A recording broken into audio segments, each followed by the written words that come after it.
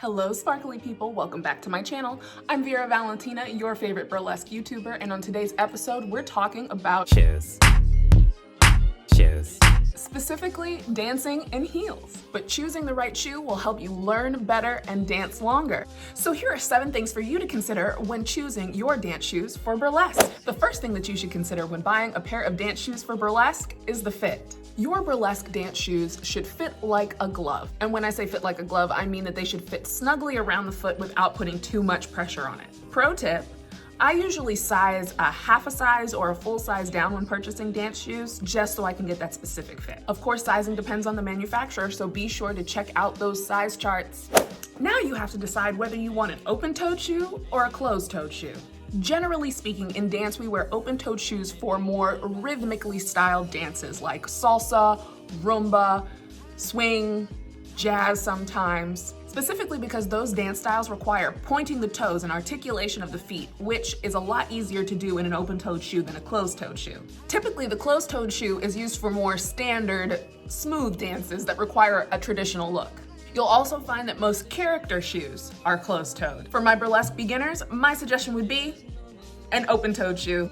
The shoes that I'm showing you here are from Libert's and they've gone out of business. So my suggestion to get high quality dance shoes for a discounted price would be to check out Discount Dance Los Angeles. I love them. Next thing that you have to consider is, of course, your heel height.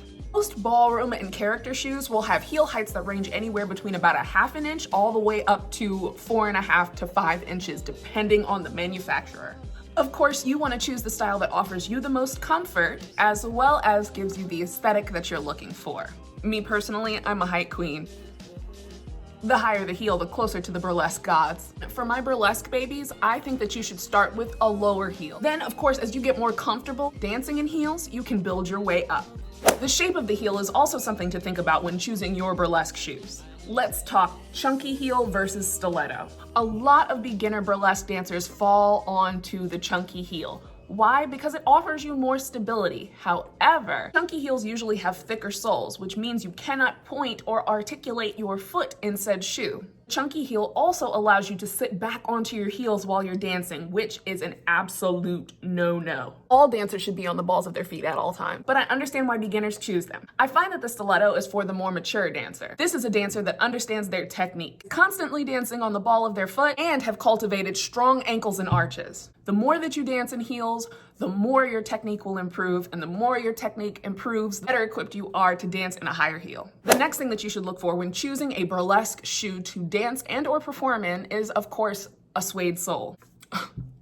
This is how you know I'm a burlesque dancer, because there's a rhinestone stuck in there and glitter. Most traditional dance shoes will come with a suede sole. Suede provides the perfect amount of slip with the perfect amount of traction. Over time, the suede will start to become smooth, just like this, and how you fix it is you just take a wire brush and brush it, which brings back the rough and nubby bottom that we all love. A lot of beginner dancers don't necessarily want to purchase a pair of traditional dance shoes. They want to buy a heel from the store, which is fine. But understand this, shoes like this are typically not made to dance in. They're typically inflexible and have rubber soles for traction outside. But rubber soles, when dancing, catch entirely too much, which leaves you prone to fall and bust your ass. And that shit's not sexy.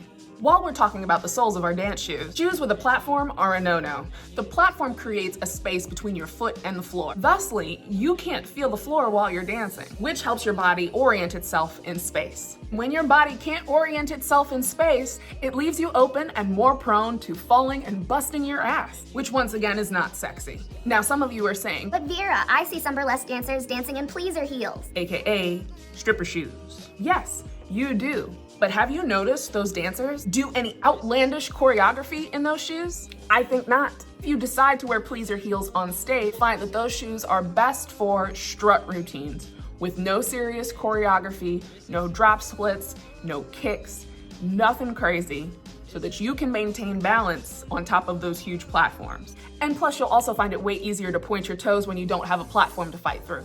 Now you need to decide whether you want to buy your shoes in store or online. You're going to find a wider variety of shoes online than you will in store. It's also easier to find a bargain online. Plus, a lot of manufacturers offer you the option to customize your dancing shoes when you purchase from their online stores. Maintenance. Once you've purchased your shoes, Maintenance is your primary concern. Moisture is the #1 thing that kills a shoe. When you're done dancing, you want to try to keep them as clean and dry as possible. I suggest shoe trees and shoe bags. Shoe trees will help you maintain the shape of your shoes, while shoe bags will protect the exterior. I also recommend having 2 or more pairs of shoes to rotate between your dancing sessions. For example, having 1 pair of shoes to rehearse in and another pair to perform in. Also, never wear your dance shoes outdoors. Now the only thing left to consider is, of course, the cost. A proper pair of burlesque dance shoes will range in cost anywhere between about $20 and $300. It all depends on the brand and quality. Broke bitch tip. The shoes that I've been featuring today are a pair of ballroom shoes from Amazon. They're by TT Dancewear. They're a 3-inch heel, and they come in different heel heights as well. These are definitely my recommendation for a beginner burlesque shoe. And I'll make sure to link them in the description box down below. Well, I hope that this video has been helpful for any of you buying your first pair of dance shoes for burlesque, or for those of us who have decided to level up in our dance shoes for burlesque.